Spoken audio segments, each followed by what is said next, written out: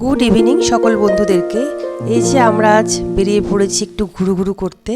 চারিদিকে মেঘলা ওয়েদার, সুন্দর চারিদিকে প্রাকৃতিক দৃশ্যটা এতটাই সুন্দর, মানে না দেখে মানে বোঝা যাবে না, এতটাই সুন্দর। আমরা এখন যাচ্ছি, যেতেই সামনে একটি মন্দির পড়বে। দেখো তোমরা, যে লোকনাথের মন্দির এটা। এই মন্দিরটাতে একটু নামলাম, যে পাশেই নতুন একটা মন্দির তৈরি হচ্ছে। এই যে এখানে ছেলেরা খেলছে সব, মানে গ্রামের মধ্যে চারিদিকে তো এরা সবাই খেলাধুলায়, যে দুটো মেয়ে কি সুন্দর বসে গল্প করছে, মানে এরকম পাওয়া যায় না শহরে কোথাও, এগুলো সব গ্রামেই পাওয়া যায়। এই যে আমরা আবার ছুটছি, যেতে যেতেই দেখছি পাটের জমি। এখানে কিছু লোক পাট গাছের যেন কি তুলছে, তো আমরা বললাম যে আমাদের কিছু শাক দেবে। তখন বলল যে হ্যাঁ দেবো। আর এরা এতটাই মানে ভালো মানুষ হয়, কিছুতেই তারা শাক দিল আমাকে, কিন্তু পয়সা নেবে না। কিন্তু আমি বলেছি তোমরা কেন নেবে না, এটা তোমাদের অধিকার।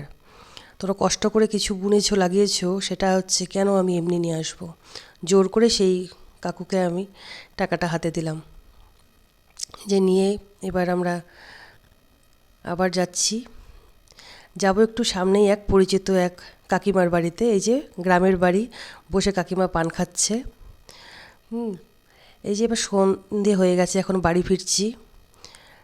এবার সন্ধেবেলা গ্রামটা দেখো, যে ভুট্টার জমি, কোনো কোনো জায়গাতে টমেটোতে লাল হয়ে আছে চারিদিকটা, মানে এত সুন্দর লাগছিল দেখতে।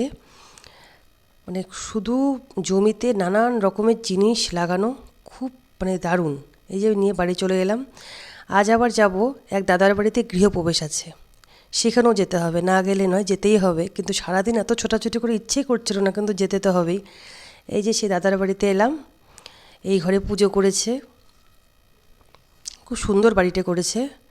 এই যে সেই দাদার রান্নাঘর, দাদা বৌদির রান্নাঘর, রান্নাঘরটাও বেশ ভালো লেগেছে। এখন আমরা প্রসাদ খাওয়ার জন্য প্যান্ডেলের ভিতরে যাচ্ছি। এই যেতে যেতে যার যার সাথে পরিচয়, একটু গল্প কথা হচ্ছিল।